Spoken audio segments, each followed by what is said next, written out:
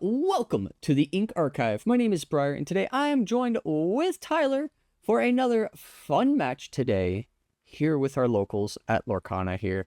So tell us, Tyler, what do we got going on today? Hey y'all. So today we're looking at two players that we've seen a number of times in the past couple of weeks here. We're seeing Adam yet again on Amethyst Emerald. We've kind of been unintentionally following this player around for the past few weeks, but he's been on a tear. He's been doing really well. I don't know if we've ever mentioned it, but we typically end up following table one for locals. It's just where we set up, and he's been here for the past couple of weeks on this deck, so he's been doing really, really well with it.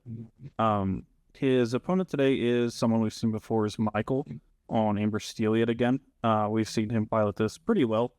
I've mentioned before, this deck is pretty high rolly, and we've seen Adam deal with Tiana's in a previous match before. So it's just up to Michael to like speed through and hopefully avoid some of the interaction that Adam might have with his Tianas and stuff like that. Yeah, no, this is definitely a very interesting match. I mean, as we've been, like you said, unironically kind of like just following this, or unintentionally, following Adam here. Adam, I mean, literally has been tearing up these past few weeks with this Emerald to Amethyst deck. It's been pretty insane what he's been able to do with this deck here at Locals. And then, of course, we have Michael here playing that Amber Steel, which I'm a big fan of. I love my Amber Steel decks, and seeing this matchup and seeing what this deck can do has been really neat to see. Being able to play this Tiana on turn 2, and being able to do all these really fun things. Like we're seeing here, we got that Tiana here on turn 2. Because Aurora gets to be able to quest and just reduce all your Princess and Queen characters down, which is very, very nice to have. And seeing how we can answer this this deck that's kind of just meant to take care of aggro pretty easily, with like the Lewis, with these genies, and just being able to challenge in those characters and stop characters from questing and using their abilities to help protect characters. Yeah, like this Tiana is the thing that causes the most issue for a lot of decks. And Adam just has nice ways around it. He's also, we've mentioned before, he's also on a number of copies of Under the Sea, I believe it's 2. And so he also just has like the emergency button of, hey, I can't actually deal with how wide this board is going. I need to sing it, and he can sing it fairly consistently, especially with like the number of genies that he has in the deck, and even like in another turn or two, he could already be singing Under the Sea with not much opposition from Michael. Yeah, no, Under the Sea's been very easily able to be sung here. We saw Adam sing it quite a few times, going in and just singing a bunch, which has been pretty crazy here.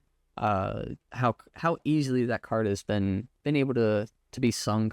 But there's a lot of cards coming down here on our friend Michael's side here, and seeing characters quest, taking care of other characters, has been very interesting here. We got this Nala now, which could be a very big problem, since now we have this Tiana with Nala, which can quest for quite a bit every turn, which is really, really good.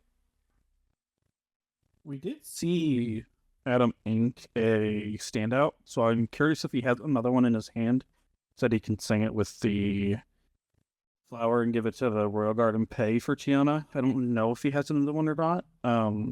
I'm kind of oh, he has a wrong lever in his hand too, so he might have to hold on to that to bounce the Tiana and hopefully knock some of this stuff out while it's gone, and kind of just ignore it for a little while. Yeah.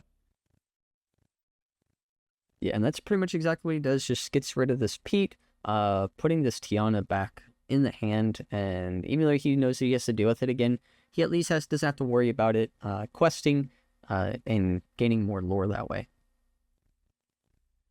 Yeah, and he has a decent answer here for this Rapunzel, so it's going to stop Tiana from questing at all, and so it won't be able to turn sideways, so it won't be able to activate its ability, disrupting what Michael's doing. So Michael doesn't have a great answer for the Nala at the moment. Yeah, no, the Nala is definitely a big problem here. But we're seeing this board get, I mean, wide. We're seeing 6 characters just being dropped down now, and being able to quest. I mean, we're seeing Michael here at 11 lore, and potentially even going up to more if this board doesn't get answered really quickly. And should be seeing like maybe a Under the Sea here, but it can't be sung, so it's gonna be a little difficult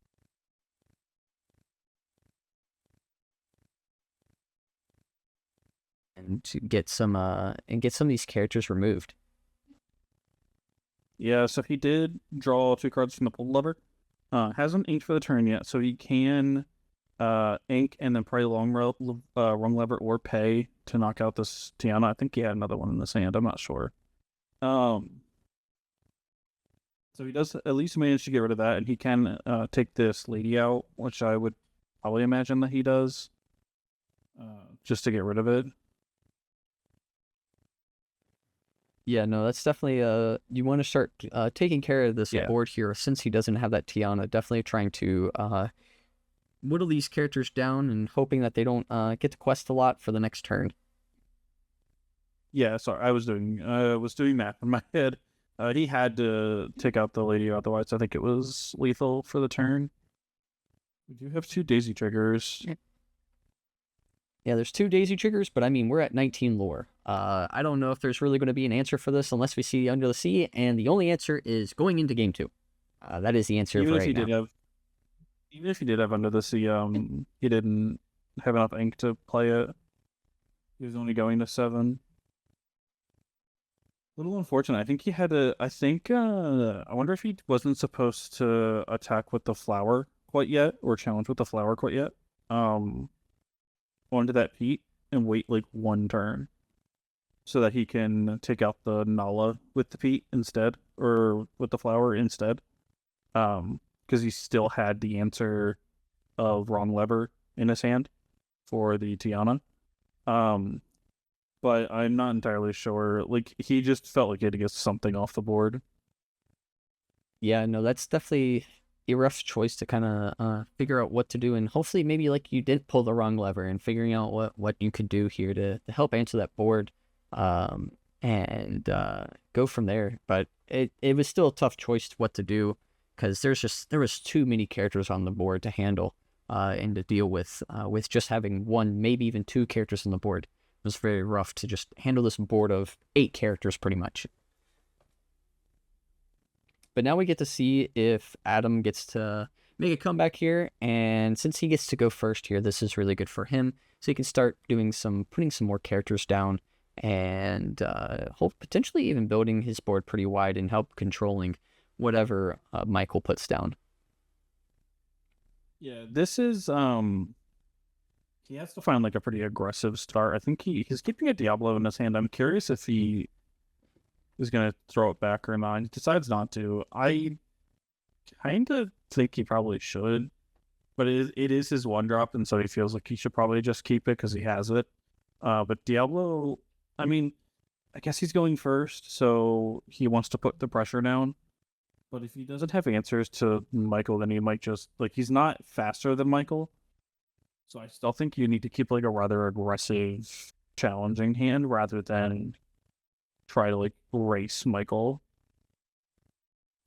Yeah, no, that's definitely a spot here to figure out what's the best path to pick here, is to either be aggressive and try to race this, or be more of a challenging type of deck until they basically run out of cards and run out of resources to play all these cards. It's definitely a tough choice to pick, and it all depends on what's being played here. And of course, we're seeing an Aurora coming down. So there's that idea of, all right, cool, there might be a Tiana next turn, so get ready for it. Yeah, that would definitely be running in my mind. And he actually gets to peak and does get to take his strength of a Raging Fire, which is really good. Doesn't see a Tiana, so that's pretty good for him. He does have a Tiana. It was the enchanted one.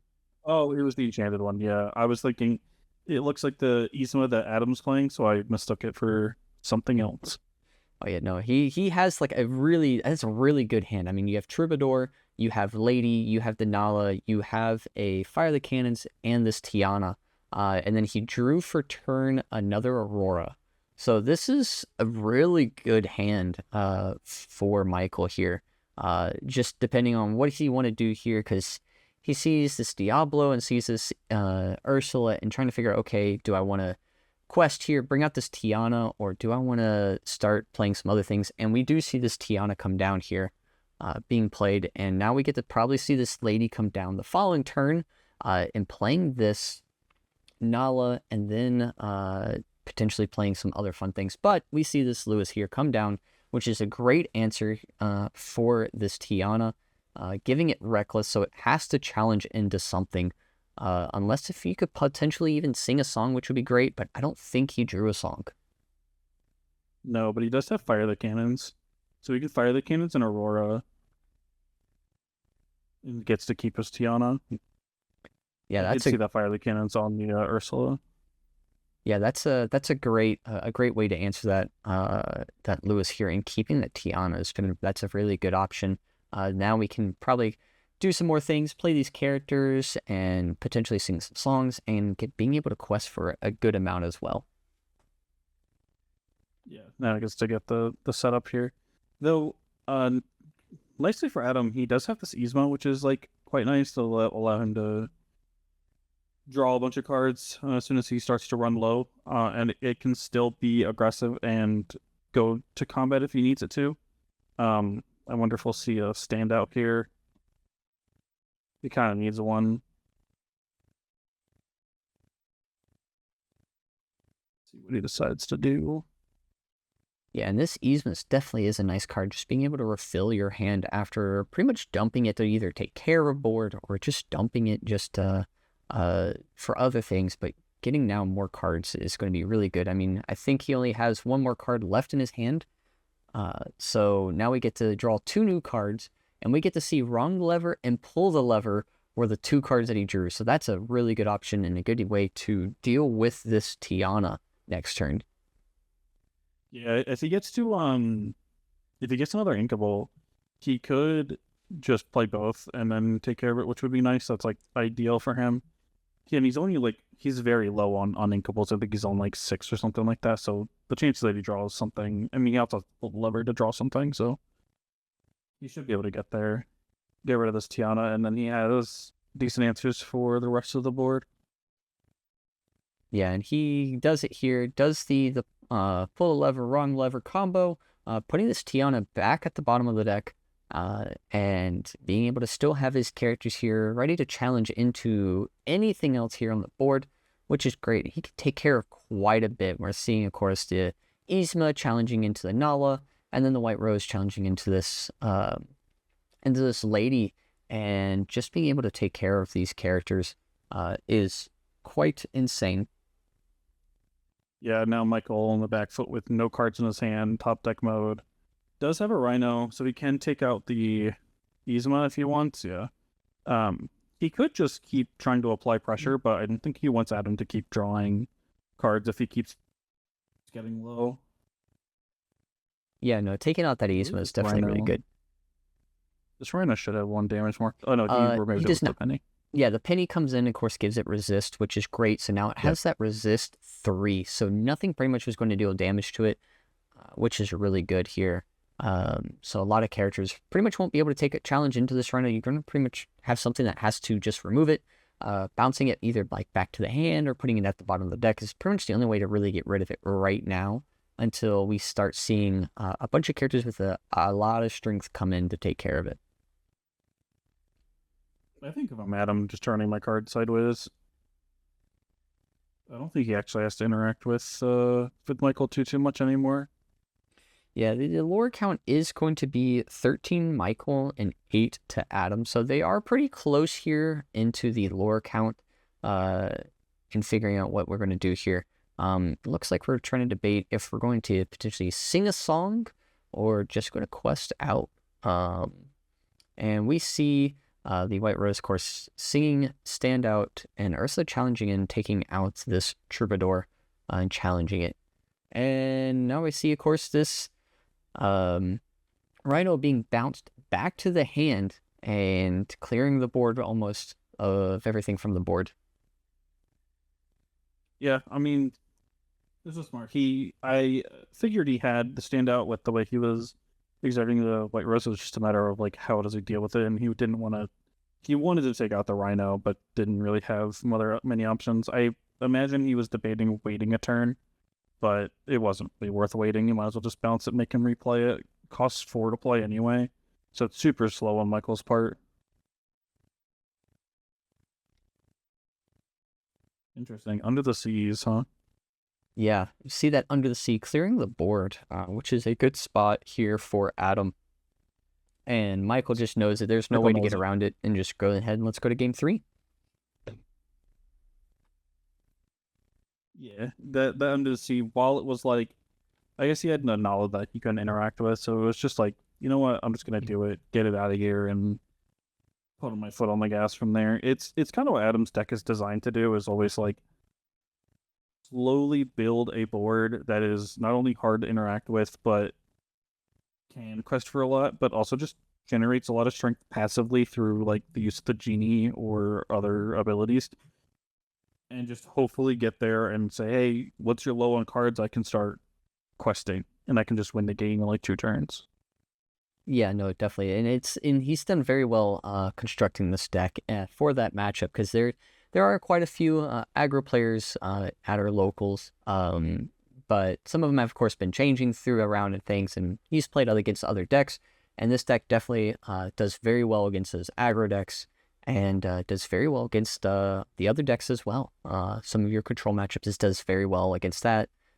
He said he's played like Purple Steel and has done pretty good against that, as well as some Blurple as well. He's been answering those decks pretty well, and so it's a really good strong deck and can answer a lot of different things out in the meta right now. Yeah. Blurple is one of the matchups where I wonder if it's like kind of a 50-50 for him, because his characters don't have a ton of strength, and so, or even willpower at that point. And so like the general like damage counter moving from Blurple is got to be like really annoying, but at least he has a ton of evasives just like Blurple to help him curve that matchup a little bit. Um, but yeah, he's just been running over aggro players a bunch at the store and showing them like, hey, you can't bully me into and make me lose the game on turn 4 like you want. Yeah, no, and we've been seeing here Michael's been getting very close to trying to win on that turn 4, and even on that turn 5, been very close. But we just see that Adam just gets to go, no, you're not winning on turn 4. We're gonna clear the board, and you're not gonna be able to play anything, and leave it just open.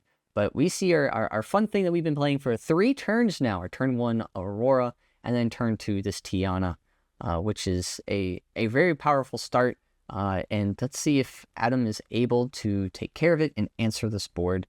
I mean, we've already answered this Aurora here. Now let's see if he can play something to maybe answer this Tiana like he has been for the past couple games. Yeah, I mean, this Tiana isn't as scary with nothing else on the board to support it unless he plays like a lady right now. But the fact that he hasn't inked and just done it makes me think that he might not have a lady. And even that is interesting that he doesn't. Does he not have another inkable? Or is he going to. Okay, he's in Fire the Cannons. Okay. Wants to clear the board, just get some stuff off of it and try to build a board while Adam has to rebuild for a turn or 2 here. Yeah, what would have been nice is we did target and it gets to heal, but we didn't get to remove this damage from this Penny. Penny being able to be at play gets to heal a character and then gives it resist. So this Tiana shouldn't have any damage here on it. But I mean, it's going to get knocked out anyway, because it's just going to challenge into this Louis here, and pretty much lose and be banished. Unless if we have this, I mean, yeah, this other Penny actually, if this Penny targeted the Tiana, he actually survives. not with the 1 damage on him. Well, yeah, because he can remove it. It didn't have any damage on it anyway. Yeah. So, but it doesn't look like that's what he targeted. It looks like he targeted something else. But hey, it happens.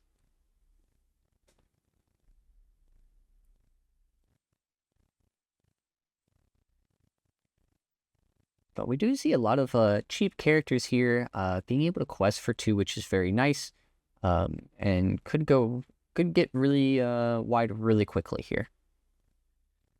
This Lewis is going to cause an issue for Michael here, because it's going to almost 3 for 1 Michael, and then another one. This is another one. Poor start. I mean, man, this is crazy. It's like DJ Khaled up in here, just getting another one right here. It's insane. Yeah, this is going to be cause some big issues here. That's another Tiana, but okay, and does have some answers here to get rid of some of these crocodiles, but the longer this game goes on. I think that's all 3. I think he only plays 3. He plays 4.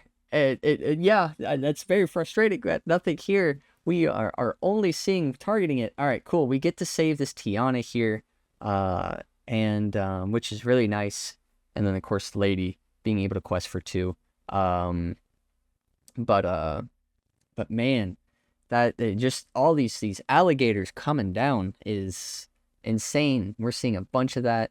We're going to of course see the Ursula challenging into this Tiana. And then this Lewis challenging into the lady. So now we can't really quest a whole lot, and it gets rid of the board. And we're pretty much sitting here with pretty empty boards here. We're going to see Michael with no cards in hand, and we're seeing 2 cards, now 1 card in hand on Adam's side. Just taking care of these characters now with this Elsa, who can challenge into pretty much anything at this point and take care of it. Yeah, this is looking like a runaway game for Adam. Even if, like, the longer this game goes on, the more beneficial it is for Adam. He's going to keep getting ink, and then as soon as he finds it under the sea, he's just gonna to pop it as soon as he plays anything on the board, basically, and that'll be it. And even if he just keeps finding these Elsas, even like just keeps answering everything that's on the board. Yeah, and I think this Pete should have 1 damage on it, by the way. But hey, it's all good. But gosh, these Elsas, we saw a bunch of Lewis, and then now we're seeing 3 Elsas. I don't know. Did this guy stack his deck or what? I mean, like, he is seeing everything right now to answer the board. He's got a genie in his hand too. He might even had a I don't know what the other card was in his hand.